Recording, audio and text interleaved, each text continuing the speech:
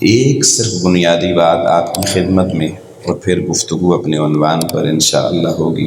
دیکھیں، یہ محافل، یہ مجالس، یہ اہتمام، اس پر بڑی محنت ہوتی ہے اور بڑے خرچے بھی ہوتے ہیں، اور اس کی امداد بیرون ملک سے نہیں آتی، یہ آپ لوگوں کی اپنی ہی ساری محنت اور آپ کی ہی ساری معیشت اس پہ لگتی ہے۔ دنیا میں دیکھیں، ہم کوئی بھی کام، جو بھی کام کریں، ہم قدم قدم پہ رک کے دیکھتے ہیں ہمیں اس کام سے فائدہ کیا ہو رہا ہے، ہمارے حالات کتنے تبدیل ہو رہے ہیں۔ آپ کوئی محنت مزدوری کریں، دکان چلائیں، نوکری کریں، آپ ہر سال 6 مہینے بعد بیٹھ کے سوچتے ہیں کہ اس نوکری سے، اس مزدوری سے ہمارے گھر میں کتنی بہتری آ گئی ہے، حالات کتنے بہتر ہو گئے ہیں۔ اور اگر حالات بہتر نہ ہوں تو بندہ سوچ میں پڑ جاتا ہے کہ مجھے یہ کام جاری رکھنا چاہیے یا نہیں۔ تو ہر شخص ارتقاء کے سفر سے ترقی اور بلندی چاہتا ہے۔ ہمارے دادا جی جو تھے، آپ کے دادا جی آپ سوچیں تو ان کے گھر جو تھے، کیا آپ نے اسی طرح کے گھر میں رہنا پسند کیا؟ نہیں، آپ نے اس سے بہتر گھر بنایا۔ وہ جس طرح کی سواریاں کرتے تھے، گدھوں کے اوپر، اونٹوں کے اوپر، آج آپ اور آپ کی نسلیں اس طرح کی سواریاں پسند کرتے ہیں؟ نہیں، آپ اچھی گاڑی پہ سفر کرنا پسند کرتے ہیں، اور آپ سے ذرا اوپر درجے والے وہ تو گاڑی پہ بھی بیٹھنا پسند نہیں کرتے، وہ کہتے ہیں جہاز پہ بیٹھنا ہے۔ تو یہ دیکھیے، یہ اس کو کہتے ہیں انسانی ارتقاء کا سفر، ایوولوشن آف ہیومن بینگ، کہ انسان ترقی پسند ہے، آگے بڑھنا چاہتا ہے۔ تو باقی ساری دنیا کے ہر کام میں ہر بندہ غریب ہے، امیر ہے، چھوٹا ہے یا بڑا ہے، کسی خاندان کا ہے، ہر ایک یہ جانتا ہے کہ میں نے روزانہ کتنا کمانا ہے۔ کل 100 کمایا تھا، آج 120 کمانے۔ ابا جی کا گزارا 10,000 میں ہو جاتا تھا، میرا تو 50,000 میں نہیں ہوتا جی۔ ہر چیز زندگی میں دیکھیں تغیر پذیر ہے۔ ہمارے جو بڑے اکابرین علماء تھے، وہ جب تقریر کرنے آتے تھے، پرانے لوگوں کو یاد ہوگا، وہ پیدل چل کے بیچارے آتے تھے، اور پھر نہ یہ ساؤنڈ ہوتے تھے، نہ اتنی اچھی کرسی ہوتی تھی جس کے نیچے اتنی موٹی گدی ہوتی ہے، پھر بھی 3 4 گھنٹے آواز سنا کے جاتے تھے، اور ان کا احترام ہمارے احترام سے زیادہ تھا۔ لیکن ترقی ہوئی، ہمیں سہولیات مل گئیں، یہ پنکھے لگے ہوئے۔ ان ہمارے جو بزرگ علماء تھے، انہوں نے کب یہ پنکھے دیکھے تھے؟ وہ گرمی میں، سردی میں، ہر طرح کے موسم میں، وہ کبھی انہوں نے یہ نہیں کہا کہ ہمارے سہولت نہیں ہے، 4 بندے ادھر کھڑے ہو جائیں، 4 ادھر کھڑے ہو جائیں، چلیں ہینڈ فین، پنکھیاں لے لیں، ہمیں جھولے، ہم تب تقریر کریں گے، نہیں۔ لیکن آج اگر یہ بجلی چلی جائے تو ہماری تقریر رک جائے گی۔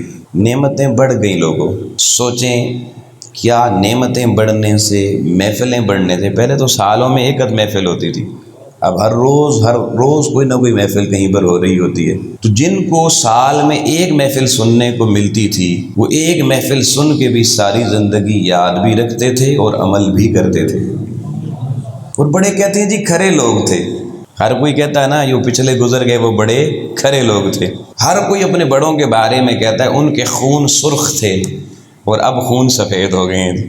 گلہ ہر کوئی کر رہا ہے، وجہ کیا ہے؟ میں صرف یہ نقطہ سمجھانا چاہتا ہوں۔ بات یہ ہے کہ ہم اس اصل کو بھول گئے، جس اصل کو پانے کے لیے، جس حقیقت تک پہنچنے کے لیے یہ سارے اہتمام کیے جاتے ہیں۔ اب دیکھیے، ہر بندہ جو یہاں بیٹھا ہوا ہے، ایک اس کا یہ ظاہر ہے جس کو وجود کہتے ہیں، اور ایک اس کا باطن ہے جس کو روح کہتے ہیں۔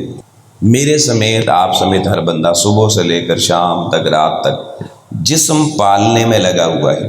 یہ سہولت مل جائے، یہ سہولت مل جائے، یہ مکان اتنا اونچا ہو جائے، گاڑی اتنی اچھی ہو جائے، پیسے اتنے زیادہ ہو جائیں، ان سب چیزوں سے کیا فائدہ ہوگا؟ جسم پلے گا، جسم کو خوراک زیادہ ملے گی۔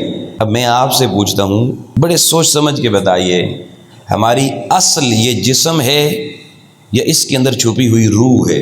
بتائیے جی، اصل کیا ہے؟ روح ہے۔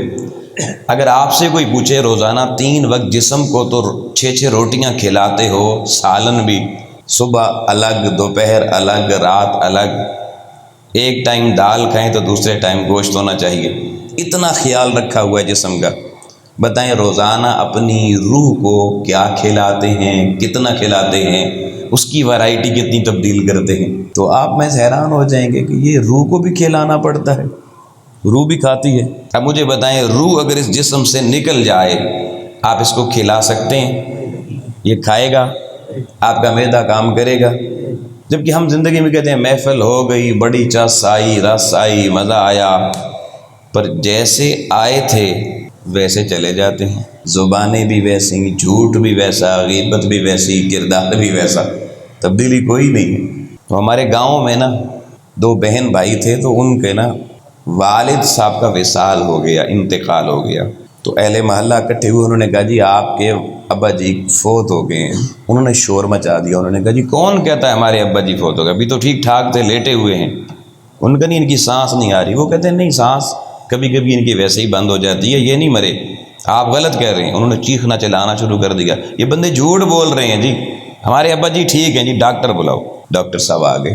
تو ڈاکٹر صاحب کو جیسے ہی وہ گھر میں داخل ہوئے نا، وہ بہن بھائی کہنے لگے ڈاکٹر صاحب یہ لوگ جھوٹ بول رہے ہیں نا، ہمارا ابا زندہ ہے نا، ساڈا پیو مریا تے نہیں ہے نا. انہوں نے کہا بچے ہو 1 منٹ ٹھہرو، میں چیک تے کرانا تواڈے ابے نو. تو ڈاکٹر صاحب آئے، انہوں نے اسٹیتھوسکوپ لی، ادھر دیکھا، نبض دیکھی، گھٹنوں شٹنوں کو ہاتھ لگایا، پاؤں شاؤں ہلائے، سارا چیک کر کے جب چیک کر چکے نا، تو وہ جو بہن بھائی تھے وہ انہوں نے کہا ڈاکٹر صاحب سانو دسو نا جی، ابا ساڈا جینا ہے نا، مریا تے نہیں ہے. تو ڈاکٹر صاحب نے ٹھنڈی سی سانس لے کے کہا کہ بچو ابے تواڈے نو کچھ بھی نہیں ہویا، ابا تواڈا ٹھیک ٹھاک ہے. وہ کہنے لگے اسی بھی تو لوگوں کو یہی کہندے ساں، یہ دیکھو محلے والے پاگل ساڈے پیو نو مارنا چاہتے، ساڈا پیو ٹھیک ٹھاک ہے نا. اے سنو ڈاکٹر صاحب کی کہندے پین. ڈاکٹر صاحب کیا بچے ہو، ایک میری اگلی گل بھی سن لو. ابا تواڈا سر تو لے کے پیراں تک سارا ٹھیک ٹھاک ہے، بس ادھر اندروں نکی جہی روح نکل گئی ہے، باقی کوئی نقصان نہیں ہویا. کن بھی اتھے ہی لگے، نک بھی اتھے ہی ہے، زبان بھی اتھے ہی ہے، ہاتھ بھی اتھے ہی ہے. لیکن اس کے وجود سے، تمہارے باپ کے وجود سے، یہ چھوٹی سی جو روح ہے نا وہ نکل گئی ہے، باقی سارا ادھر ہی ابا تمہارا. اب ابا کسی کام کا رہا، اٹھا کے لے جاؤ، دفن کر دو. تو دوستو یہ جو ایمان ہوتا ہے نا، یہ ہمیں بڑی چھوٹی سی چیز نظر آتی ہے. جھوٹ بولو، قبضے کرو، ڈاکے مارو، بدتمیزی کرو، لڑائیاں کرو، جھگڑے کرو، پڑوسی ناراض کرو، سگے بھائی گریبانوں پہ ہاتھ، باپ بیٹا آمنے سامنے، ماں بیٹی آمنے سامنے، گھر توڑو لوگوں کے، برباد کر دو سب کچھ. کبھی سوچا یہ لوگ برباد نہیں ہو رہے، میرا ایمان لٹ رہا ہے. اگر لوگوں یہ محفلیں اس ایمان کے بچنے کا سامان نہیں بن سکتی، تو پھر ان محفلوں میں نعرے لگانا فائدہ مند نہیں ہوگا. پھر تنہائی میں بیٹھ کے ہمیں رونا چاہیے.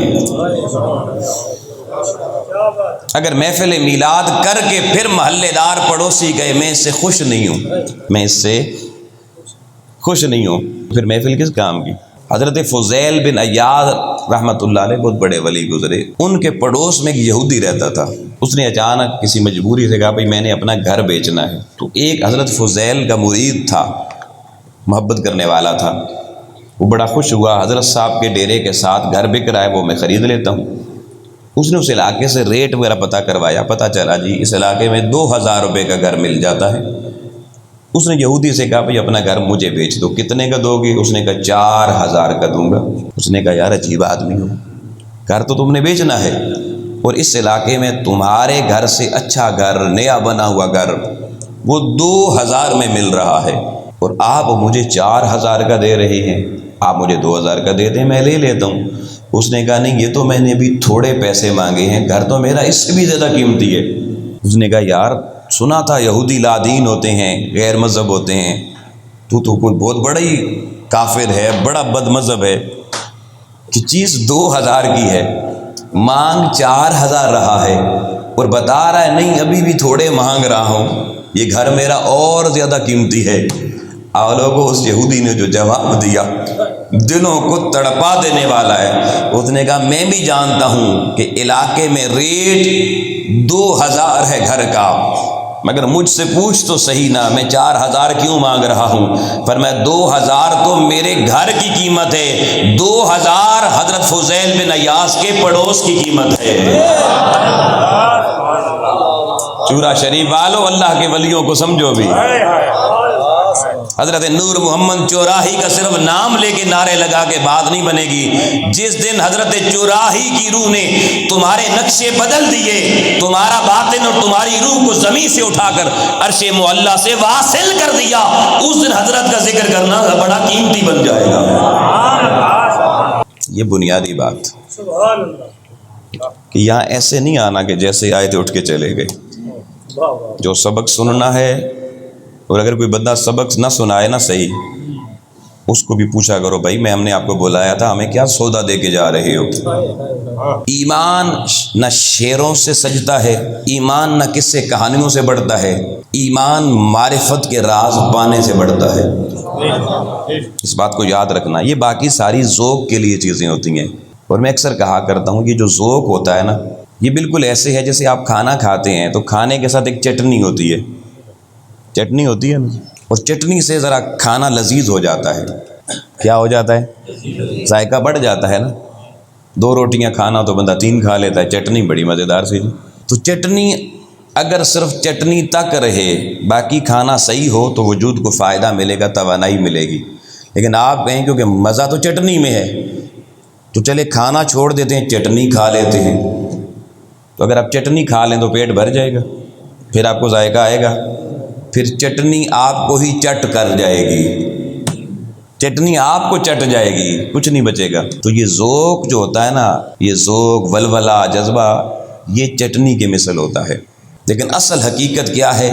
وہ خوراک ہے، روحانی خوراک، جو آپ کو ایمان کی حقیقت سے آگاہی کی صورت میں ملتی ہے۔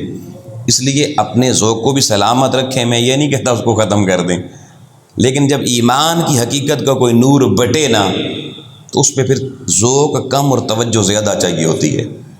اس لیے میں اپنے سامعین کو کہتا ہوں، میں نعروں کا شوقین نہیں کہ آپ میرے لیے نعرہ بھی لگائیں یا واہ واہ کریں، نہ ہمیں واہ واہ سے غرض ہے، نہ ہمیں آپ کے ہاتھ اٹھانے سے غرض ہے۔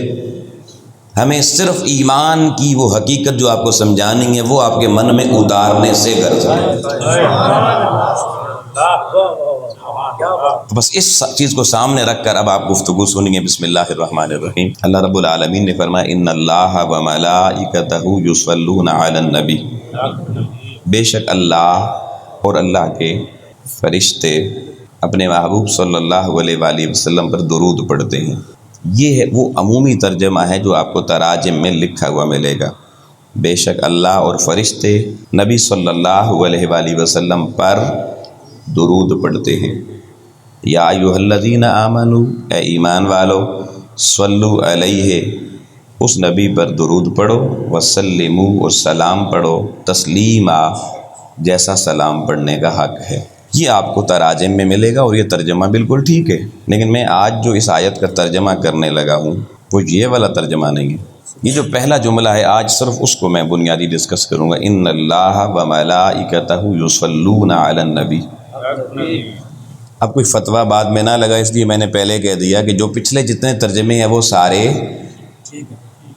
آپ گواہ بن جائیں، سارے ٹھیک ہیں، ترجمہ کسی نے غلط نہیں کیا، مگر قرآن مجید معنی اور مفاہیم کا سمندر اپنے اندر رکھتا ہے، اور ہر دور کے انسان کو ارتقاء کے ساتھ اللہ شعور کی جو وسعتیں دیتا رہتا ہے، اس سے قرآن کے معنی اور مفاہیم کے سمندر میں سے نئے نئے موتی بھی عطا کرتا رہتا ہے۔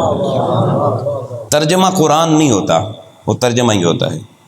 کوئی ترجمہ پورا اٹھا لے قرآن کا کہ یہ قرآن ہے تو یہ دعویٰ غلط ہوگا، یہ قرآن نہیں ہے، وہ ترجمہ ہے، کیونکہ ترجمہ کبھی اللہ کی اس اصل، اس قرآن کو جو اس نے جس زبان میں جس طرح نازل کیا، ترجمہ کبھی بھی اس کی برابری نہیں کر سکتا۔ اور کوئی یہ نہیں کہہ سکتا کہ یہ جو ترجمہ ہے بس سارا قرآن صرف یہ ہے، نہیں، ایسا نہیں ہے۔ لیکن ایک بنیادی بات یاد رکھیں، جس بندے نے پہلے ترجمہ کیا اس کا ترجمہ پھر بھی مقام میں اور شان میں آج جو بھی ترجمہ کر دوں اس پچھلے بندے کا ترجمے کی شان اونچی ہے، اس لیے کہ قرآن مجید نے بھی سابقون الاولون کی بات کی کہ جو بدر کے میدان میں حضور کے ساتھ کھڑے تھے، حنین والے کبھی ان کی برابری، وہ بھی غزوہ یہ بھی غزوہ، ادھر بھی کمانڈنگ آفیسر حضور علیہ السلام خود، حنین میں بھی آقا علیہ السلام خود، مگر ابتدا کرنے والے، جب ایک چیز کی ابتدا ہو جاتی ہے نا پھر وہ چلتا رہتا ہے،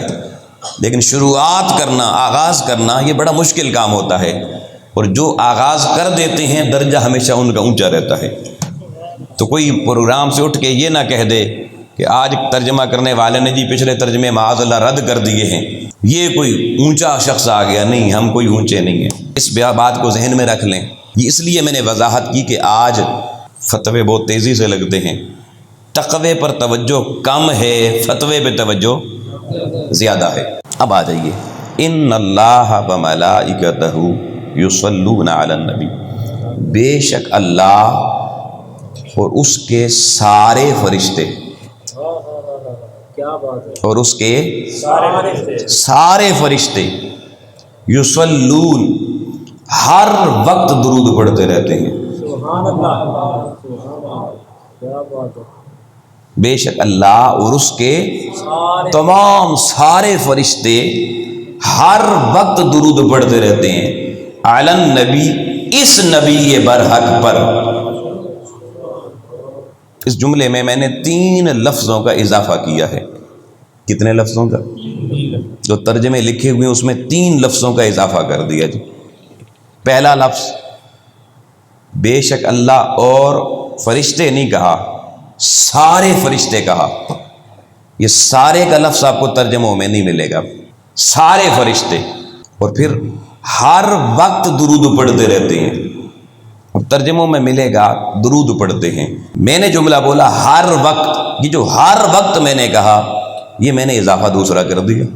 علی النبی، اس نبی پر، یہ اس کا بھی اضافہ میں نے کیا۔ تو 3 لفظ مد نظر رکھنا، انہی پر ہماری گفتگو ختم ہو جائے گی۔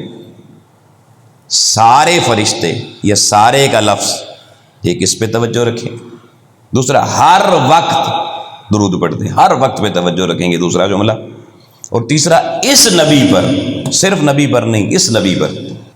جملہ سن لیا جی۔ اب ہم دوستان محترم، یہ نہیں کہ یہ ترجمہ میں نے ایسے ہی کہہ دیا، میں اس پر اب باقاعدہ گفتگو کروں گا کہ سارے کہاں سے نکل آیا، ہر وقت کہاں سے آ گیا، اور اس کہاں سے آ گیا۔ اور اگر آپ کو میں یہ سمجھانے میں کامیاب ہو گیا تو انشاءاللہ درود کی عظمت بھی واضح ہوگی، اور درود پڑھنے کے حوالے سے آپ میں اگر کوئی کمی ہے تو انشاءاللہ آج کے بعد وہ بھی دور ہو جائے گی۔ سب سے پہلے آ جائیے پہلے نقطے پر، بے شک اللہ اور اس کے، پیچھے والے بھی کہہ دیں سارے فرشتے۔ اب بھائی کوئی کہہ سکتا ہے بھائی سارے کہاں سے آپ لے آئے؟ بھائی صرف کہہ دیں اللہ اور فرشتے، بات پوری ہو جاتی ہے۔ بھائی اللہ اور فرشتے کہنے سے بات پوری نہیں ہوتی، اس لیے کہ اگر صرف فرشتے کا معنی کرنا ہوتا تو آیت میں ملائکتہ کا لفظ نہ آتا۔ ہو عربی میں اس کو مضاف کہتے ہیں۔ کیا کہتے ہیں؟ مضاف کہتے ہیں۔ یہ حرف اضافت ہے۔ یہ حرف اضافت کیوں استعمال ہوتا ہے میں اس کی تشریح میں زیادہ نہیں جاؤں گا، کیونکہ میں اس وقت درس نظامی کی کلاس نہیں پڑھا رہا، چورا شریف کے دیسی لوگوں سے گفتگو کر رہا ہوں۔ اب اگر اللہ کہتا ان اللہ و ملائکتن، اگر آیت میں ہوتا تنوین کے ساتھ، 2 زبر یا دے زیر کے ساتھ، ملائکتن، تو پھر آپ اس کا معنی کر سکتے تھے بے شک اللہ اور فرشتے درود پڑھتے ہیں۔ لیکن اللہ نے ملائکتن نہیں کہا، ملائکتہ کہا۔ اب یہ فرق سمجھ لیں ذرا، بڑی اہم بات، علمی باتیں بھی سمجھنی چاہیے، میں سادہ کر کے سمجھاؤں گا تاکہ آپ کو پتہ چلے اب دنیا چاند پہ عرص سے آگے جا چکی ہے، ہم ابھی تک وہ کانوں والے مولوی کو سننے کے عادی ہیں جو ہاتھ یہاں رکھ کے تقریر کرتا ہے۔ تو یہ جو باتیں میں کہہ رہا ہوں یہ یہاں ہاتھ رکھ کے نہیں کہی جا سکتی، یہ نبض پہ ہاتھ رکھ کے دل کی دھڑکن کی پیمائش کر کے کہی جا سکتی۔ آپ دیکھیے، آپ نے چھوٹے ہوتے ہوئے جب آپ کسی مولوی کے پاس بیٹھے ہوں گے، مسجد میں گئے ہوں گے نماز کا سبق یاد کرنے کے لیے، تو انہوں نے آپ کو ایمان کی صفات یاد کروائی ہوں گی۔ ایمان کی صفات کا پتہ ہے؟ یاد کی ہوں گی، ایمان مفصل اور ایمان مجمل۔ اب ایمان مفصل کا پہلا جملہ دیکھیے، آمنت باللہ و ملائکتہ و کتبہ و رسلہ۔ یہ نہیں کہا آمنت باللہ و ملائکۃ و کتب و رسل۔ ٹھیک ہے جی، اتنی بات سمجھ میں آ گئی۔ ایک اس جملے کو سامنے رکھ لیں، ایک جملہ قرآن مجید سے دے رہا ہوں، سورۃ القدر سے۔ اللہ پاک نے فرمایا تنزل الملائکۃ والروح، بے شک لیلۃ القدر کی رات اللہ کے فرشتے اور روح الامین وہ زمین پہ تشریف لاتے ہیں۔ یہ جملہ قرآن میں ہے نا جی۔ اب یہ جو قرآن مجید کا سورہ قدر کا جملہ ہے، بے شک لیلۃ القدر کی رات تنزل نازل ہوتے ہیں ملائکہ، اس کے اندر آگے آخر میں ہو یا ہی کا ضمیر نہیں ہے، مضاف نہیں ہے، حرف اضافت نہیں ہے، تو معنی ہے اللہ اور اس کے بہت سے فرشتے زمین پر آتے ہیں، لیکن اس کا یہ ترجمہ نہیں کیا جا سکتا کہ اس کے سارے فرشتے زمین پر آتے ہیں۔ لیلۃ القدر کی رات فرشتے زمین پر آتے ہیں، بہت سارے آتے ہوں گے، مگر تمام نہیں آتے۔ کلیت کا معنی نہیں ہے کہ سارے فرشتے زمین پہ اتر آتے ہیں، کوئی آسمانوں پہ نہیں رہتا، نہیں، آسمانوں پر بھی رہتے ہیں، عرش کو بھی اٹھائے ہوئے رہتے ہیں، اپنی اپنی ڈیوٹیاں کرتے رہتے ہیں، مگر جس کو اللہ اذن دے دیتا ہے بِإِذْنِ رَبِّهِمْ، وہ اللہ کا اذن لے کے وہ زمین پر آ جاتے ہیں۔ سارے کثرت سے آتے ہیں ملائکہ، کوئی شک نہیں، لیکن سارے نہیں آتے۔ یہ جملہ سمجھ میں آ گیا؟ اب ایمان مفصل بھی آ جائیے۔ آمنت باللہ میں اللہ پر ایمان لایا، وملائکہ، اب جس کو ایمان مفصل آتی ہے ذرا اس لفظ کو خود اپنی زبان سے پڑھے اس کو، تاکہ جو میں بات سمجھانا چاہتا ہوں سمجھ آئے۔ آمنت باللہ و ملائکتہ ہو، اگلا جملہ کیا ہے؟ یا ملائکت ہی و کتب ہی و رسل ہی، یہ ہی یہ کیا چیز ہے؟ اس کو عربی میں حرف اضافت کہتے ہیں، مضاف کہتے ہیں، اور جس لفظ کے ساتھ یہ لفظ اضافت کا آ جائے لوگوں، تو پھر وہ جو لفظ ہوتا ہے وہ اس کے معنی میں کثرت نہیں رہتی، قلت نہیں رہتی، کلیت اور تمامیت آ جاتی ہے۔ یعنی وہ جو شے ہے وہ پوری کی پوری، آدھی نہیں، زیادہ نہیں، تھوڑی نہیں، جتنی بھی تخلیق میں آئی ہے وہ ساری کی ساری اس میں اکٹھی جمع ہو جاتی ہے۔ آپ جب یہ کہتے ہیں میں اللہ پر ایمان لایا اور فرشتوں پر ایمان لایا، ترجمہ تو یہی لکھا ہوتا ہے میں اللہ، فرشتوں، اس کی کتابوں اور اس کے رسولوں پر ایمان لایا، تو کیا خیال ہے آپ یہ کہہ سکتے ہیں میں اللہ پر اور اس کے بہت سارے فرشتوں پر ایمان لایا، مومن ہو جائیں گے؟ بہت ساری کتابوں پر ایمان لے آیا، مومن ہو جائیں گے؟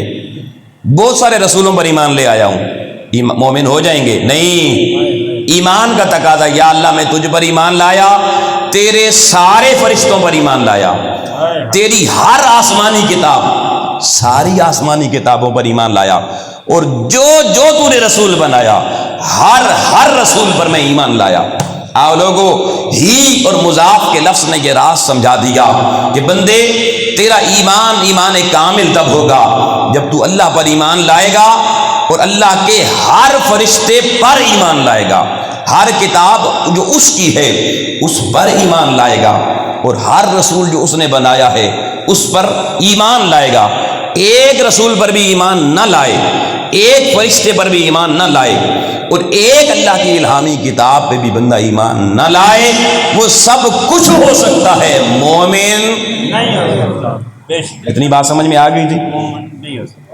اب آپ کو مضاف حرف اضافت سمجھ میں آ گیا کہ ہی کیوں گا؟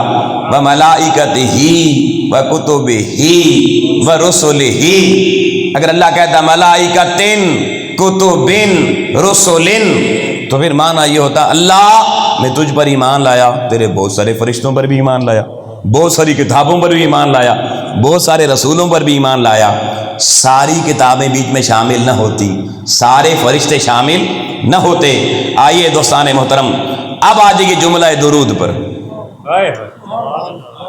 لیلۃ القدر کی رات بہت سارے فرشتے زمین پر آتے ہیں، سارے نہیں آتے، کیونکہ قرآن کے لفظ میں مضاف نہیں ہے، اور ایمان کی صفات میں مضاف ڈال کر اللہ نے بتا دیا ہر فرشتے، ہر کتاب اور ہر رسول پر ایمان لانا پڑے گا۔ آئیے دوستان محترم، میں نے ترجمہ کیا بے شک اور اللہ کے سارے فرشتے، ان اللہ و ملائکتہ، ارے ہو کی ضمیر نے قرآن پڑھنے والے ہر قاری کو یہ راز بتا دیا کہ کائنات میں وہ فرشتہ بن ہی نہیں سکتا جو محمد پہ درود نہیں پڑھتا۔ نعرہ تکبیر، نعرہ رسالت، تشہید میلاد النبی۔ فرمایا فرشتہ بننے کی شرط سجدہ کرنا نہیں ہے، فرشتہ ہونے کی اور فرشتہ رہنے کی شرط رکوع کرنا نہیں ہے، فرشتہ بننے اور فرشتہ رہنے کی شرط تسبیح پڑھنا نہیں ہے۔ مولا فرشتہ بن کر فرشتہ رہنے کی شرط کیا ہے؟ اس نے کہا آیت درود پڑھو۔ میں نے ملائکتہ مضاف حرف اضافت لگا کے اے امت مصطفیٰ تمہیں سمجھا دیا ہے ہمارے حریم ناز میں فرشتہ وہی رہے گا جو ہر وقت میرے محبوب پہ درود پڑھتا رہے گا۔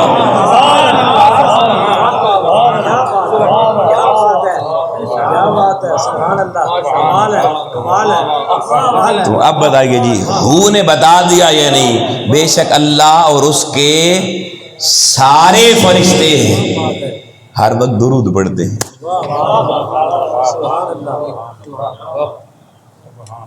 اور جس پر درود پڑھتے ہیں وہ خدا ہے یا اس کا رسول ہے؟ نقطہ سمجھیے گا، وہ خدا نہیں ہے، خدا تو خود پڑھ رہا ہے، اللہ خود پڑھ رہا ہے اعلن نبی، نبی پر۔ تو فرشتہ تب بنتا ہے جس پر درود پڑھا جا رہا ہے اس کی عظمت کو پہلے مانے گا پھر فرشتہ کہلائے گا۔ سبحان اللہ، سبحان اللہ، سبحان اللہ۔ اور یہ تو نبی برحق ہیں، نبی کوئی بھی ہو۔ ایک ان کا فرشتوں کا سردار تھا، اس نے کہا اللہ میں نے زمین کے چپے چپے پر تیری عبادت اور سجدے کیے ہیں، اس نے مقام دے دیا، فرشتوں کا سردار بنا دیا۔ لیکن ایک نبی رسول نہیں ہے، حضرت آدم، یہ بات یاد، حضرت آدم رسول نبی ہیں اللہ کے۔ عظمت آدم کا منکر ہو گیا، کہا میری توحید بڑی پکی ہے، میں اللہ کو سجدہ کرتا ہوں، غیر اللہ کو، اللہ کے نبی کو اس کا غیر سمجھ لیا، اور غیر سمجھ کے بشر سمجھ کے سجدہ کرنے سے انکار کر دیا، اس کے حکم کے آگے رک گیا۔ کوئی گناہ کیا تھا ابلیس نے؟ جھوٹ بولا تھا جی، توجہ رکھنا، ابلیس جھوٹ بولتا تھا، ابلیس امانت میں خیانت کرتا تھا، ابلیس نے کوئی ڈاکہ مارا تھا، ابلیس نے کوئی قتل کیا تھا، کسی کی زمین دبا لی تھی، کوئی فرشتوں کو معزول کر دیا تھا۔ ابلیس نے کیا کیا تھا؟ عظمت نبی کا انکار کیا تھا، عظمت۔ تو لوگوں جو عظمت نبی کا منکر ہو، اور عام نبی حضرت آدم علیہ السلام اگر فرشتہ ہو کر عام نبی کی عظمت کا ذرہ برابر انکار کر دے، وہ فرشتہ نہیں رہتا، شیطان الرجیم، وہ شیطان جو مردود ہمیشہ رہنے والا ہے وہ بن جاتا ہے۔ اگر لوگوں فرشتہ ہو کر عظمت آدم کا انکار کرے، ارے فرشتوں کی بارگاہ سے اٹھا کر راندہ درگاہ کر کے ہمیشہ کے لیے شیطان بنا دیا جاتا ہے، مردود بنا دیا جاتا ہے۔ لوگوں عظمت آدم کا یہ حال ہے، میں پوچھتا ہوں عظمت مصطفیٰ کا کیا حال ہوگا؟ اگر کوئی عظمت مصطفیٰ کو نہ مانے، اللہ اس سے کیا سلوک کرے گا؟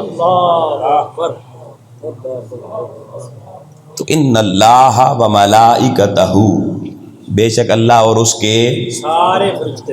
بھئی اتنی بات سمجھ میں آ گئی؟ اللہ اور اس کے سارے فرشتے یصلون، میں نے معنی کیا ہر وقت درود پڑھتے ہیں۔ اب سوال آ گیا کہ ہر وقت کہاں سے آ گیا جی؟ توجہ ہے؟ یہ جو یصلون ہے نا، یہ عربی زبان میں فعل مضارع کہتے ہیں اس کو، گھبرانا نہیں، یہ بھی سمجھانے جا رہا ہوں۔ فعل مضارع، ہماری جو اردو زبان ہے، انگریزی زبان ہے، یہ دنیا کی جتنی زبانیں ہیں ان میں زمانے تین ہوتے ہیں۔ کتنے زمانے ہوتے ہیں جی؟ ایک وہ زمانہ جو گزر گیا، پاسٹ، ماضی جس کو کہتے ہیں۔ ایک وہ زمانہ جس میں ہم موجود ہیں، اس کو زمانہ حال کہتے ہیں، پریزنٹ ٹینس کہتے ہیں۔ اور ایک وہ زمانہ ہے جو آنے والا ہے کل، اس کو مستقبل کہتے ہیں، فیوچر۔ سب کو معلوم ہے جی تین زمانے ہوتے ہیں، ایک گزرا ہوا، ایک جو موجود ہے، اور ایک جو آنے والا ہے۔ لیکن عربی زبان میں زمانے 3 نہیں 2 ہوتے ہیں۔ عربی زبان میں زمانے کتنے ہیں؟ ایک ماضی جو گزر گیا، اور ایک مضارع۔ مضارع اس کو کہتے ہیں جس میں حال اور مستقبل دونوں شامل ہوتے ہیں، یعنی جو کام ہو رہا ہے، ہوتا رہے گا، وہ بھی مضارع میں شامل ہو گیا۔ تیسرا الگ سے مستقبل زمانہ نہیں ہے۔ اس کی ایک حکمت ہے، وہ آج وقت ہوا تو نہیں تو پھر کبھی صحیح، کہ عربی میں بھی مستقبل ہوتا ہے مگر وہ مضارع میں کیوں نہیں آتا۔ یہ بات جس دن سمجھ آ گئی، اس امت کا مستقبل بھی ٹھیک ہو جائے گا۔ اس امت کا مستقبل اسی لیے ابھی ٹھیک نہیں ہے، حالات ٹھیک نہیں ہیں کہ ان کو عربی والا مستقبل ابھی کسی نے سمجھایا نہیں ہے۔ انشاءاللہ اس کے لیے ایک الگ نشست چاہیے، کبھی زندگی میں وقت ملا تو آپ کو وہ مستقبل بھی سمجھائیں گے۔ اب ہمارے یہاں جتنی عربی پڑھائی جا رہی ہے، پہلے اس میں ایک ماضی ہے، ایک مضارع ہے۔ اب آپ گرامی غور کرنا، اللہ نے فرمایا ان اللہ و ملائکتہ یصلون، بے شک اللہ اور اس کے سارے فرشتے، یصلون مضارع کے صیغہ استعمال کیا، حال اور مستقبل کا، درود پڑھتے ہیں۔ اور میں نے ترجمہ کیا ہر وقت درود پڑھتے ہیں۔ ہر وقت کیسے کا؟ لوگوں، ماضی ایک ایسی چیز ہوتی ہے، ماضی جو گزر جاتا ہے، دوبارہ پلٹ کے، آپ بچپن میں بچے تھے، اب بڑے ہو گئے ہیں، اب دوبارہ بچے بن سکتے ہیں؟ نہیں نہ بن سکتے۔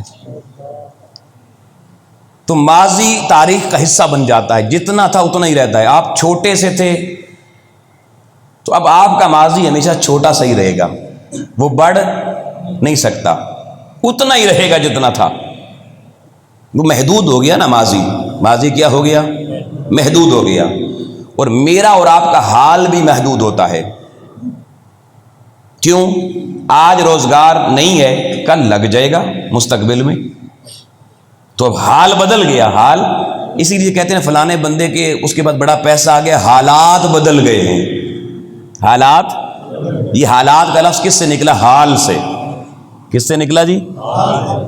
فلانے کے حالات بدل گئے ہیں، کہ پہلے حال تو یہ تھا کہ کنگال تھا بیچارہ، اب حال بدلا، تبدیل ہو گیا ہے، مستقبل نے اس کو بدل دیا ہے، آنے والے وقت نے، پیسے آ گئے ہیں، خوشحال ہو گیا ہے، حالات بدل گئے ہیں۔ تو پتہ چلا ہمارا حال بھی محدود ہوتا ہے۔ کیا؟ اور ہم جس کو مستقبل کہتے ہیں وہ بھی ہمارا محدود ہے۔ کیوں؟ ہمیشہ یہاں نہیں رہنا، ختم ہو جائے گا، محدود ہو گیا نا، لیمیٹڈ ہو گیا۔ اب میں آج یہاں بیٹھا ہوں، کیا پتا 10 سال اور میرا مستقبل ہو، 15 سال ہو، 5 سال ہو، یا آج کا دن ہی ہو، ختم ہو جائے گا۔ لیکن میں آپ سے پوچھتا ہوں دوستان محترم، توجہ رکھنا، اللہ کی کوئی ابتدا اور انتہا ہے؟ ہمارے سامنے پچھلی جو صدی گزری، کیا ہمیں نظر آ رہی ہے؟ آپ میں سے کوئی بندہ کہہ سکتا ہے جی 2 صدیاں پہلے مجھے تو نہ دکھائی دے رہی ہے جی؟ جس کو دکھائی دے رہی ہے اس کے لیے وہ ماضی نہیں ہوگا، وہ حال ہوگا۔ وہ کیا ہوگا؟ اب یاد رکھنا، خلق جو انسانیت ہے اس کے لیے ماضی ہوتا ہے، ماضی، حال ہوتا ہے، مستقبل ہوتا ہے، مگر اللہ کی ذات لوگوں، ہر وقت جو ہمارے لیے گزر گیا وہ اللہ کے سامنے ہے، اللہ کے اس سے کوئی چیز ڈھکی چھپی نہیں ہے، جو ہے وہ بھی اس کے سامنے ہے، اور جو ہمارے لیے آنے والا ہے وہ بھی اللہ کے سامنے ہے۔ اس لیے لوگوں، اللہ نے جب مصطفیٰ پہ اپنے درود پڑھنے کی بات کی تو ماضی کا صیغہ استعمال نہ کیا، حال مضارع کا صیغہ استعمال کیا، اور مضارع کا معنی یہ ہے کہ ایسا حال جو بندے کی آنکھوں سے اوجل نہ ہو، وہ حال کہلاتا ہے۔ اللہ نے لوگوں ان اللہ و ملائکتہ یصلون کہہ کے یہ پیغام دے دیا کہ لوگوں تمہارے ماضی اور حال اور مستقبل اور اللہ کے لیے ہر چیز ہر وقت حال ہی رہتی ہے۔ اس لیے فرمایا میں نے مضارع کا صیغہ استعمال کیا ہے کہ میں محمد پہ یہ نہیں کہ درود یہ اب پڑھتا ہوں کل نہیں پڑھوں گا، فرمایا یہ ماضی اور مستقبل تمہارے لیے ہے، میرے لیے ساری کائنات ہر وقت ہر زمانے میں حال ہی رہتی ہے۔ فرمایا یصلون علی النبی، میں اور میرے فرشتے پڑھتے تھے نہیں، پڑھیں گے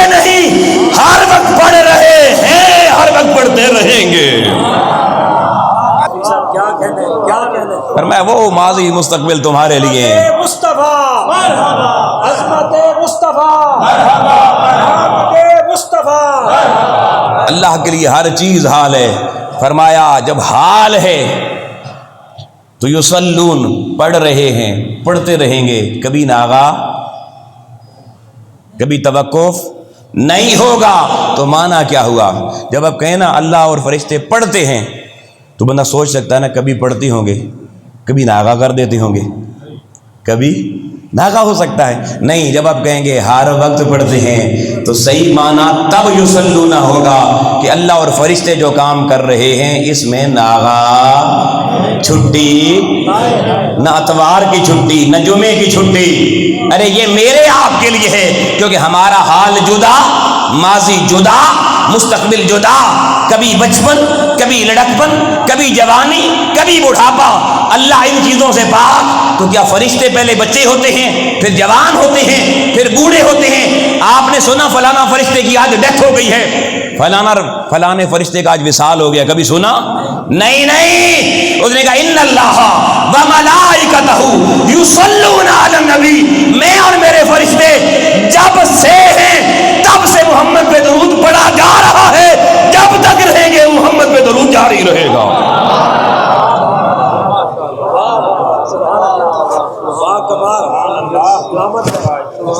حضور کی شان، ذکر مصطفیٰ ازل میں بھی تھا، ذکر مصطفیٰ ازل سے ابد تک ہوتا رہے گا۔ یہ کائنات میں وہ چیز ہے جو ایک لمحے کے لیے بھی رکتی، پتہ نہیں ہماری زبانیں کیوں رک جاتی ہیں، ہائے ہم کیوں تھک جاتے ہیں۔ یہ نقطہ سمجھ میں آ گیا جی؟ آپ تیسرے لفظ پہ آ جائیں۔ اچھا یہاں رک جائیے، ایک میں بڑا دقیق عقیدے کا نقطہ دے دیتا ہوں۔ وہ جو لوگ جن کو یہ مغالطہ ہے کہ حضور تو دنیا میں پیدا ہوئے، نبی نہیں تھے، رسول نہیں تھے، پھر 40 سال کے ہوئے تو نبوت ملی، رسالت ملی، اور پھر 23 سال نبی رہے، رسول رہے، پھر انتقال کر گئے، ایسے لوگ پائے جاتے ہیں نا، ان کا قصور نہیں ہے، ان کو شاید سمجھایا ہی نہیں گیا، تو انہوں نے جیسا سمجھا ویسا مان لیا۔ اب اس راز کو سمجھیے، اللہ اور اس کے فرشتے، قرآن کہہ رہا ہے یصلون، ہر وقت درود پڑھتے رہتے ہیں۔ اب اللہ کے لیے ازل سے ابد ہر چیز حال ہے، فرشتوں کے لیے بھی حال ہے۔ اب مجھے بتائیں، آپ کہیں میں فلانے کے لیے یہ کام کر رہا ہوں، اور جس کے لیے آپ کام کر رہے ہو وہ ابھی دنیا میں آیا ہی نہ ہو، وہ موجود ہی نہ ہو، یا وہ ختم ہو گیا ہو۔ آپ کہیں جی میں اپنے ابا جی کو کھانا کھلا رہا ہوں، ابا جی کدھر ہیں؟ قبرستان میں لیٹے ہیں، قبر میں، تو کیا لوگ آپ کو کہیں گے پاگل ہے، دماغ خراب ہو گیا ہے؟ بھئی ابا جی رہے نہیں، ہیں ہی نہیں، جب ابا جی موجود نہیں ہیں، دنیا سے چلے گئے ہیں، تو یہ کھانا کس کو کھلا رہا ہے؟ لوگوں بڑی عقل حاضر رکھ کر اس جملے کو سمجھنا، جب حضور علیہ السلام تھے ہی نہیں، اللہ اور فرشتے کس پہ درود پڑھ رہے تھے؟ اور اگر حضور علیہ السلام ہیں ہی نہیں اب، تو اللہ اور فرشتے کس پہ درود پڑھ رہے ہیں؟ آؤ لوگوں، یصلون نے ایک راز اور بتا دیا کہ جب سے درود پڑھا جا رہا ہے میرا مصطفیٰ بھی موجود ہے، اور جب تک درود پڑھا جاتا رہے گا محمد کی ذات بھی موجود رہے گی۔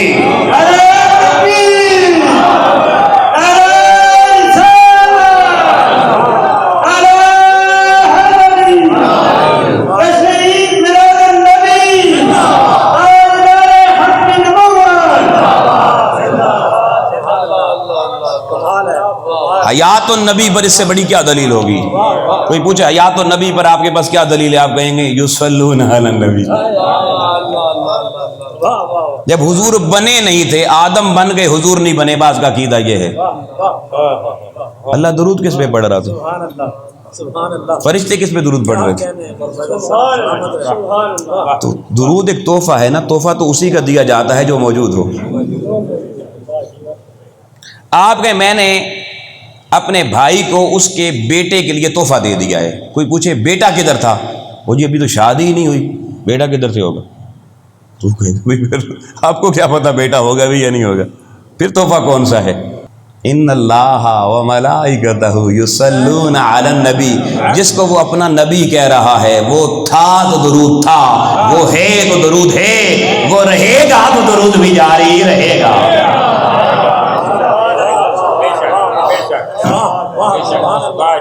سبحان اللہ، کیا کہنے۔ یہ دو نقطے سمجھ میں آ گئے۔ تیسرا نقطہ، بے شک اللہ اور اس کے سارے فرشتے یصلون علی النبی، اس نبی پر درود پڑھتے ہیں، ہر نبی پہ نہیں، اس آمنہ کے لال پہ درود پڑھتے ہیں۔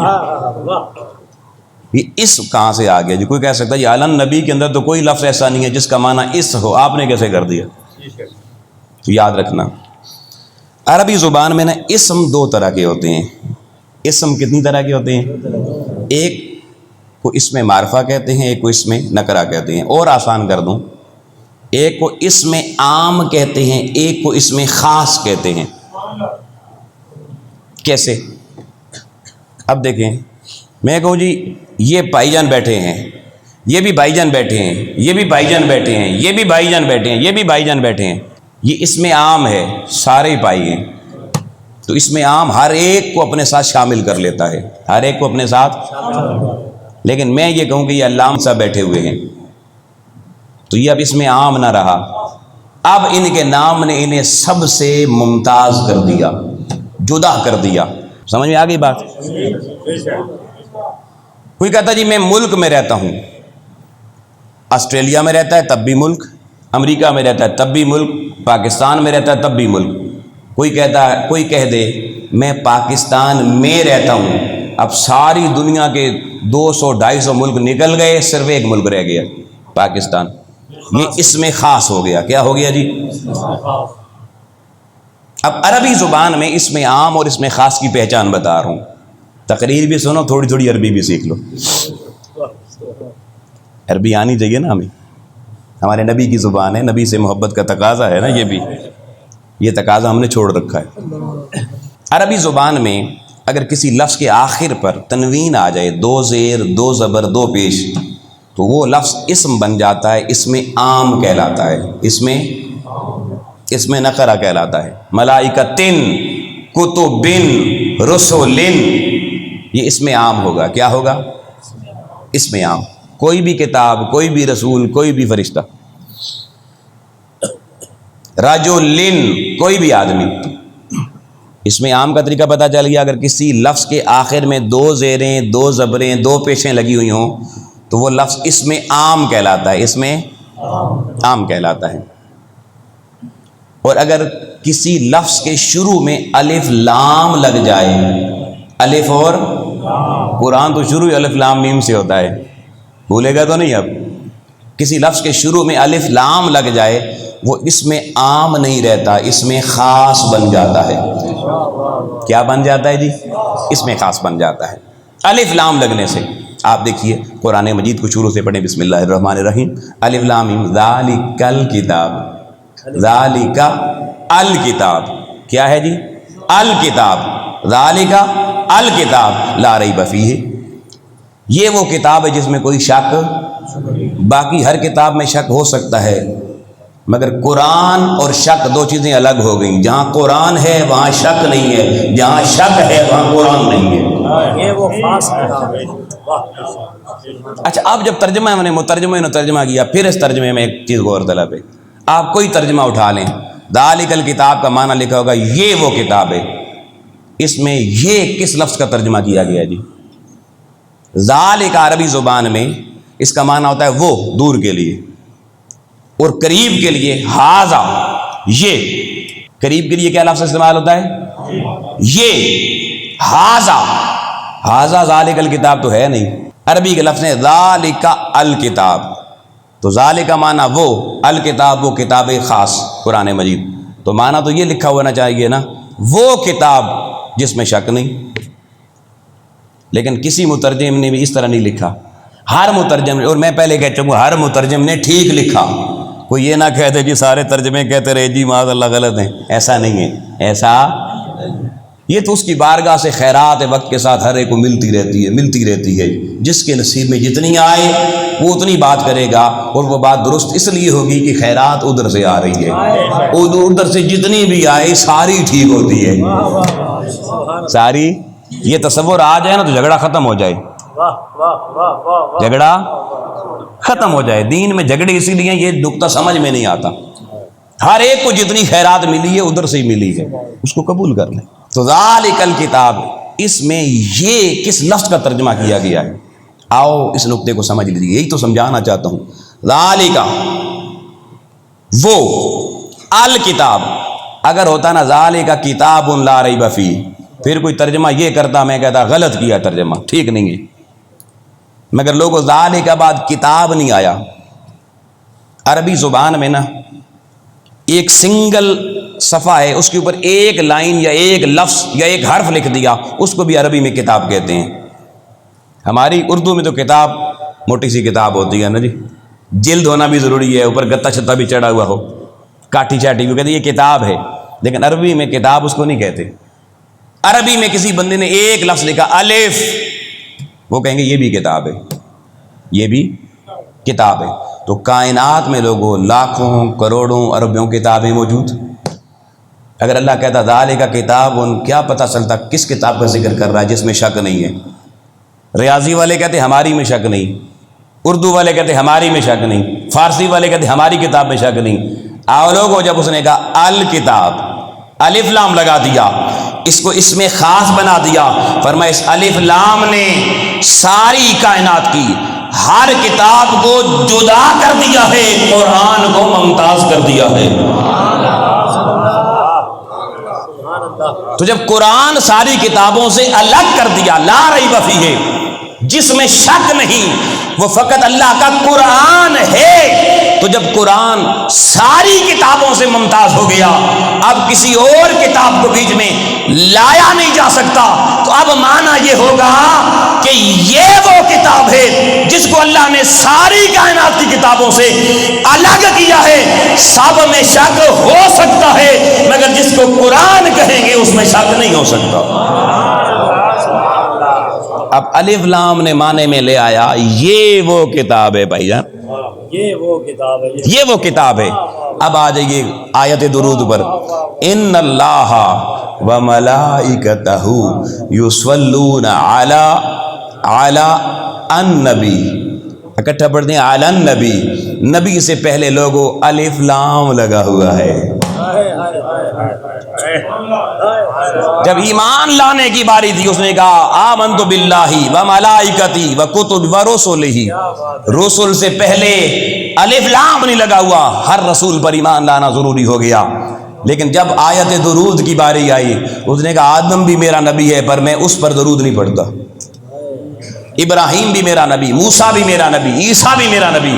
مگر یہ جو آیت درود میں الف لام لگا کر لوگوں، جیسے ذالک الکتاب میں کتاب پر الف لام لگا کر اللہ نے قرآن کو ساری کتابوں سے ممتاز اور جدا کر دیا، علی نبی میں لفظ نبی پہ میرے رب نے الف لام لگا کر میرے مصطفیٰ کو سب سے جدا کر دیا.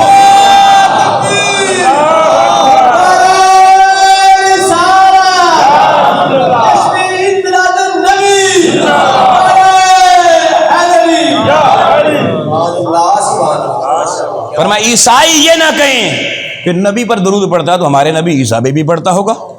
یہودی یہ نہ کہہ دیں جب نبی پر درود پڑتا ہے ہمارا موسیٰ بھی تو نبی تھا نا، اس پہ بھی درود پڑھ رہا ہے، پڑھتا رہے گا. نہیں، فرمایا یصلون علی النبی، ان پر نہیں اس نبی پر درود پڑھتا ہے.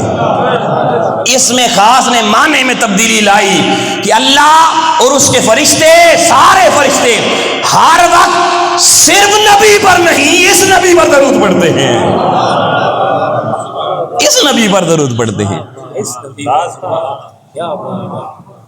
سمجھ آ گئی بات؟ اب ویسے تو گفتگو آگے چلتی اور میں آپ سے بھی پوچھتا اور پہ بتاتا بھی کہ اللہ کون سا درود پڑھتا ہے. امت تو جھگڑ رہی ہے، یہ درود پڑھو وہ نہ پڑھو. مصطفیٰ جان رحمت کیوں پڑھتے ہو؟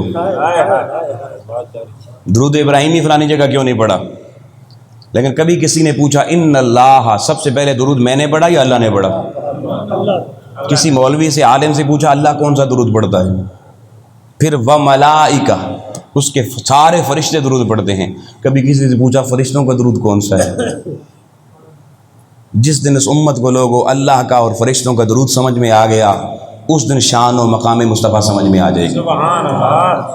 اور انشاءاللہ زندگی رہی پھر کوئی نشست ہوئی تو اس میں آپ کو بتاؤں گا کہ اللہ اور فرشتے کون سا درود پڑھتے ہیں۔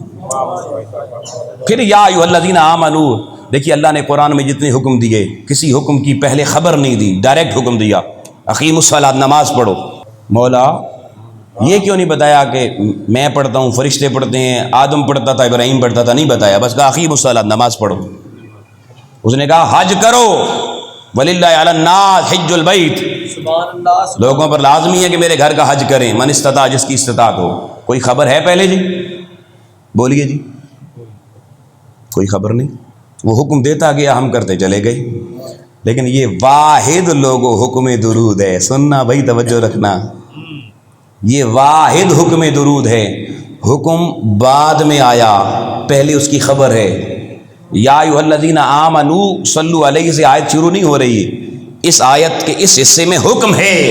اس سے پہلے ان اللہ و ملائکتہ یصلون علی النبی میں درود پڑھنے کی خبر ہے۔ ہاں پڑھا جا رہا ہے، کب سے پڑھا جا رہا ہے، کون پڑھ رہا ہے۔ نادان و نادان نہ بننا، وہ خالق ہو کے پڑھ رہا ہے، تو مخلوق ہو کے کیوں نہیں پڑھتے؟ تو پہلے خبر دی پھر حکم دیا، اور پہلے خبر آ جائے فائدہ کیا ہوتا ہے؟ آپ دیکھیں، آپ مثال کے طور پر اس دکان، ایک اپنے محلے میں دکان چلا رہے ہیں، آپ کا بیٹا ہے، کسی کام کا نہیں ہے، آپ کیا سوچتے ہیں؟ چلو اس کو اپنی دکان پہ بٹھا دیتے ہیں۔ اب دو صورتیں، ایک ہو سکتا ہے آپ اپنے بیٹے کو کہیں جا تو منڈی میں آڑت لگا لے، اور ایک صورت یہ آپ اس کو کہیں میری دکان پہ بیٹھ جا۔ اب بچے کے لیے بہتر آپشن کون سی ہے؟ اس کو کہے گا یار میرے لیے آسانی یہ ہے کہ ابے جی دکان تے بیٹھ جاؤں، ابا بھی تو نال ہی ہو سی نا۔ جس دن دل نہیں کیتا ابا جی تسی بیو، میں ذرا ریسٹ کر دوں، آسانی ہو جائے گی نا۔ تو جو کام پہلے بڑا کر رہا ہو نا، چھوٹے کو اگر وہ اپنے کام میں شامل کرنا چاہے تو چھوٹا فوراً شامل ہو جاتا ہے، کیونکہ اس کو اس میں آسانی محسوس ہوتی ہے۔ لیکن جو بڑا کام نہ کر رہا، وہ چھوٹے کو کہے تو کر، وہ سوچ میں پڑ جائے گا۔ آج یہ راز بتا رہا ہوں، دنیا کہتی ہے لوگ نماز کم پڑھتے ہیں، درود زیادہ کیوں پڑھتے ہیں؟ بڑا اہمیت طلب نکتہ۔ مسجد میں نمازی کتنے ہوتے ہیں آپ کو پتہ ہے؟ اور درود ہر مسلمان پڑھتا ہے یا نہیں پڑھتا؟ جس وقت اتنی آیت اگلے کہتے ہیں نا جی ان اللہ و ملائکتہ یصلون علی النبی، ساتھ درود شروع ہو جاتا ہے۔ اس کا راز بھی سن لیں۔ آؤ لوگو، اللہ نے اقیم الصلاۃ، نماز کا حکم دیا، خبر نہیں دی۔ دل کرتا تو پڑھ لیتے ہیں، نہیں کرتا تو نہیں پڑھتے۔ اس نے کہا روزہ رکھو، خبر پہلے نہیں دی، دل کرے تو رکھیں، دل کرا تو چھوڑ دیا۔ اس نے کہا زکوٰۃ دو، آت الزکوٰۃ، خبر نہیں ہے، حکم ہے، کتنے زکوٰۃ دیتے ہیں؟ کئیوں کی تو ساری زندگی گزر گئی، زکوٰۃ فرض بھی تھی نہیں دی۔ مگر آؤ لوگوں، اور آیت درود میں راز بتا رہا ہوں، حضور پہ درود ہر امتی کیوں پڑھتا ہے۔ اللہ نے پہلے خبر دی، اپنا کام بتایا، میں کیا کاروبار کرتا ہوں۔ فرمایا مومنو، جو کاروبار رب کرتا ہے آؤ تم رب کے کاروبار میں شامل ہو جاؤ۔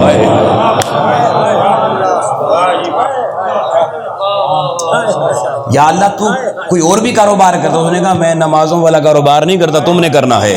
میں روزوں والا کاروبار نہیں کرتا، تم نے کرنا ہے۔ میں زکوٰۃ والا کاروبار نہیں کرتا، تم نے کرنا ہے۔ میں حج والا کاروبار نہیں کرتا، طواف والا کاروبار نہیں کرتا، تم نے کرنا ہے۔ مگر آؤ، کائنات میں ایک کاروبار اللہ نے ایسا رکھا ہے، وہ خود بھی کرتا ہے، سارے فرشتے بھی کرتے ہیں، اور حکم دیا ایمان والو آ جاؤ میرے کاروبار میں، تم سارے بھی شریک ہو جاؤ۔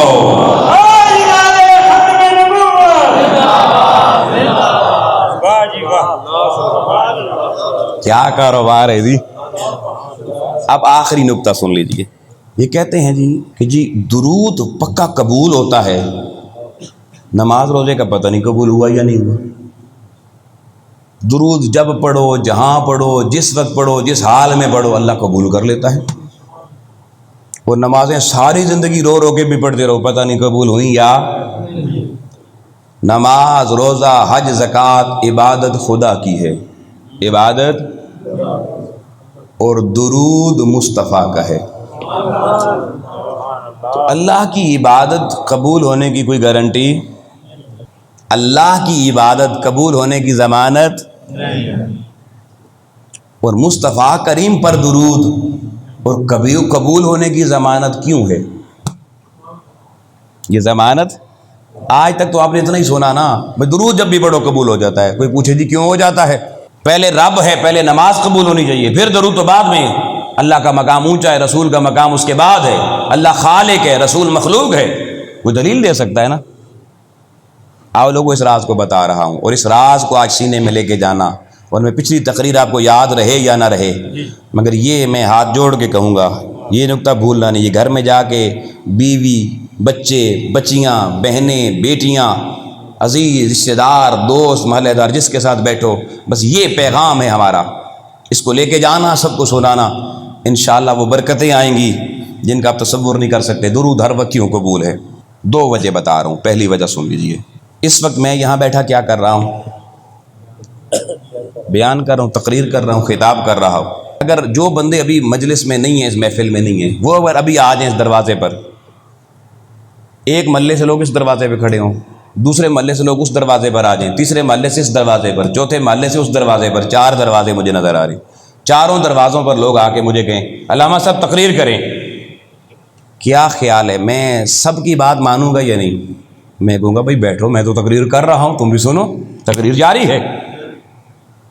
تو تقریر کرنے میں مجھے کوئی مذائقہ نہیں ہوگا نا، کیونکہ تقریر تو میں کر رہا ہوں۔ سب کی عرضی آئی، سب کی درخواست آئی، منظور ہو جائے گی یا نہیں؟ لیکن اگر میں یہاں سے چلا جاؤں، اسلام آباد میں اپنے گھر میں ہوں، آپ مجھے یہاں سے فون کریں اور آپ فون کر کے کہیں حضرت صاحب تقریر کروانی ہے، پروفیسر صاحب تقریر کا ٹائم چاہیے، تو میں سوچوں گا مجھے ٹائم دینا چاہیے یا نہیں۔ اب ضروری نہیں کہ میں سب کی بات مان لوں، میری کوئی اور مصروفیت بھی ہو سکتی ہے، تو اب آپ کی درخواست ریجیکٹ ہو سکتی ہے، قبولیت کی ضمانت۔ اتنی بات سمجھ میں آ گئی؟ آپ لوگوں، اگر اللہ کبھی کبھی درود پڑھتا، کبھی کبھی درود پڑھتا، آپ کی درخواست جاتی اس کی بارگاہ میں، کیونکہ درخواست میں ہم کہتے ہیں اللہم صلی علی محمد، اللہ میں تو پڑھ نہیں سکتا، تو خود ہی محمد پہ درود پڑھ۔ پڑھواتے اسی رب سے ہیں، خود کوئی کائنات میں درود نہیں پڑھتا، پڑھوانا اسی سے، رب نے خود پڑھنا ہے، وہ کیوں، اس کا ایک راز ہے، ابھی وقت نہیں وہ بتاؤں۔ اب وہ کہتا ہے ان اللہ و ملائکۃ یصلون علی النبی، میں اور میرے فرشتے سارے ہر وقت، کیا یہ ہر وقت اب سمجھ میں آئے گا، ہر وقت اس نبی پر درود پڑھ رہے ہیں، پڑھتے رہیں گے۔ میں نے درخواست بھیجی، آپ نے بھیجی، ارے چورا شریف سے ہٹ کے جنڈ والوں نے بھیجی، فتح جنگ والوں نے بھیجی، اٹک والوں نے درخواستیں بھیجی، مدینے مکے والوں نے بھیجی، افریقہ والوں نے بھیجی، امریکہ والوں نے بھیجی، روزانہ ہر لمحے لاکھوں کروڑوں درخواستیں اللہم صلی علی محمد کی رب کی بارگاہ میں پہنچ گئی۔ مولا ہماری طرف سے بھی پڑھ، مولا ہماری طرف سے بھی پڑھ۔ اس نے کہا میں تو پڑھ رہا ہوں، جس کی درخواست آتی چلی جاتی ہے، منظور ہوتی چلی جاتی ہے۔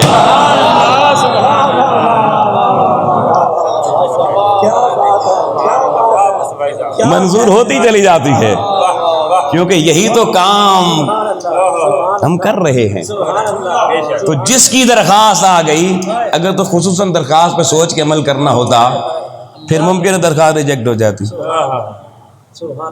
ایک راز یہ سمجھ میں آ گیا درود کی قبولیت کا۔ دوسری اور آخری راز، درود قطعی القبول، پکا قبول۔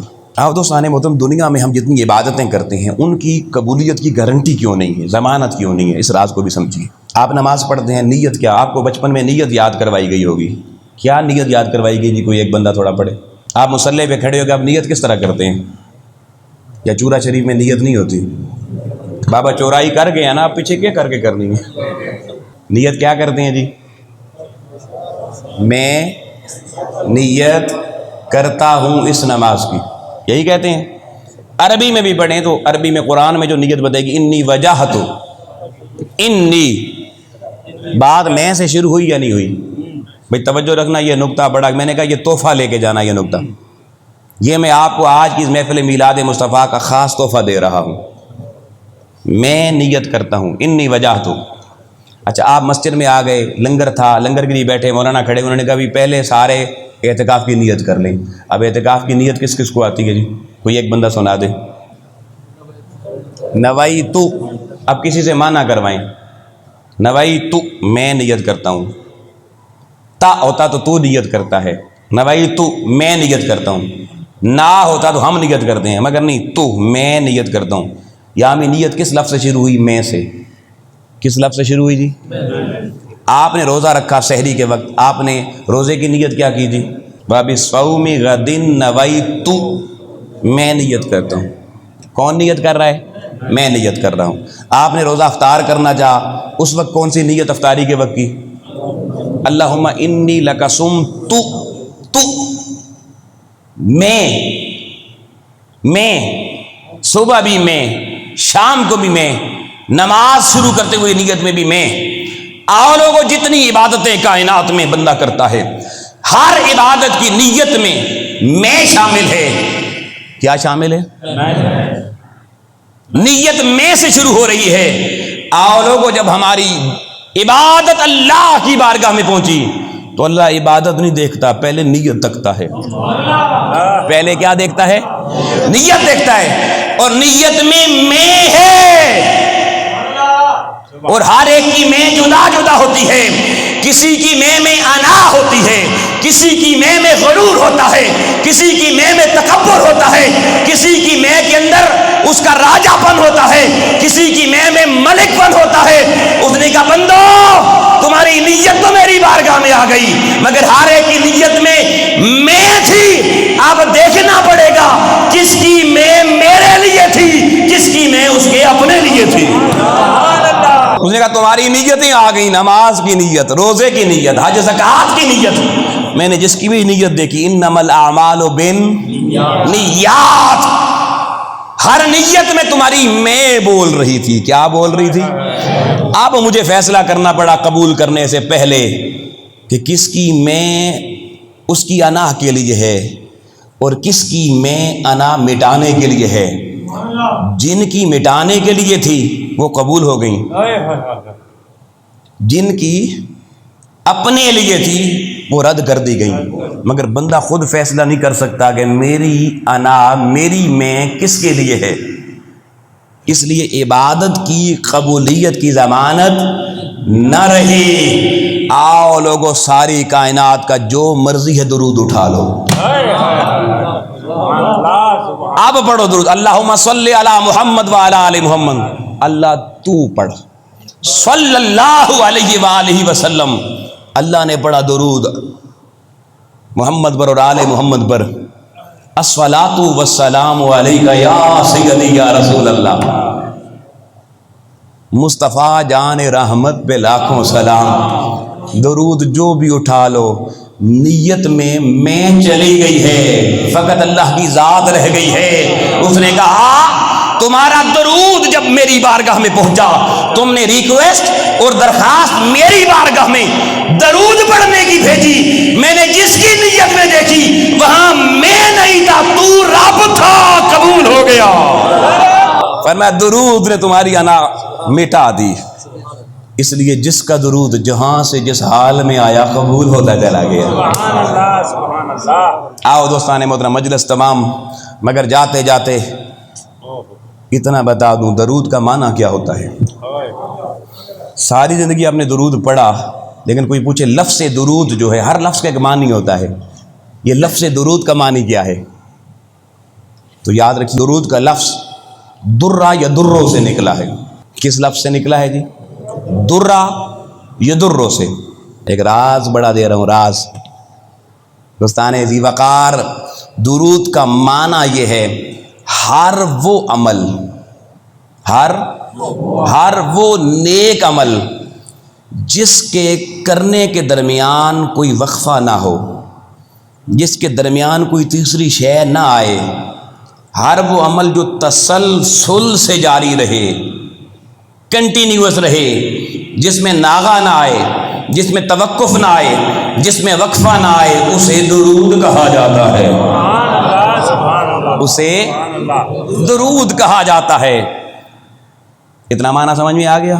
آؤ لوگوں، آج تک آپ نے تسبیح والا درود پڑھا ہے، من کے دے من کا ٹھا من کا۔ آج میں آپ کو اس سے اگلا درود بتا رہا ہوں اس معنی کی روشنی میں، اور وہ درود ہم بھولے ہوئے ہیں جو ہم نے پڑھنا تھا۔ یہ درود جو ہے نا، جو ہم نے تسبیح پہ پڑھا، وہ تو ہم نے کبھی پڑھا نہیں، وہ تو ہم اللہ کو کہتے ہیں تو پڑھ، اللہم صلی علی محمد، اللہ تو پڑھ۔ میں نے آپ نے درود کون سا پڑھنا تھا؟ یہ تحفہ ہے یا نہیں؟ ہر وہ نیک عمل جس کے کرنے میں بیچ میں کوئی تیسری شے نہ آئے، توقف نہ آئے، انقطاع نہ آئے، رکاوٹ نہ آئے، ہرڈل نہ آئے، رکاوٹ آبسٹیکل نہ آئے، وہ چیز درود کہلاتی ہے۔ کیا کہلاتی ہے؟ لوگوں، اللہ اور رسول نے اس امت کو بتایا تھا کبھی کسی کا حق نہ کھانا، کبھی حرام نہ کمانا، ہمیشہ حلال کمانا، حکم ہے نا حلال کا۔ اب اگر کوئی بندہ ساری زندگی ہر روز حلال کمائے، ایک ٹکا بھی بیچ میں حرام کا نہ آنے دے، نہ کلام میں، نہ کردار میں، نہ اخلاق میں، نہ معاش میں، نہ معاشرت میں، نہ تہذیب میں، نہ افکار میں، نہ تمدن میں، نہ سیاست میں، نہ ریاست میں، نہ دین و مذہب میں، کوئی شخص بھی اگر ہمیشہ کیا چیز کرتا رہے، بولے نا جی بھول جاتے ہیں، جملہ آدھا ہوتا ہے تو، جو شخص ساری زندگی حلال پر قائم رہے، ہر حرام خوری چھوڑ دے، ہر حرام کاری چھوڑ دے، اس کی پوری زندگی میں ابتدا سے انتہا تک کہیں بیچ میں حرام نظر نہ آئے، حلال میں تسلسل ہو، حلال میں کنٹینیوٹی ہو، حلال کے راستے میں کوئی حرام رکاوٹ نہ بنے، لوگوں قیامت والے دن اس شخص کا جب نامہ اعمال کھلے گا، لکھا ہوگا ساری زندگی درود پڑھتا رہا ہے، سچ کے درمیان جھوٹ نہ آئے، نامہ اعمال کھلے گا، لکھا ہوگا ساری زندگی درود پڑھتا رہا ہے۔ ارے اللہ کے محبوب کو ایسا مانے، اطاعت مصطفیٰ کا پٹا اور غلامی مصطفیٰ کا کلادہ اپنی گردن میں ایسے ڈالو، لوگوں آخری سانس نکلنے تک غلامی مصطفیٰ میں کوئی سانس بھی اس کے بغیر نہ آئے، لکھا جائے گا یہ بندہ ساری زندگی محمد پہ درود پڑھتا رہا ہے۔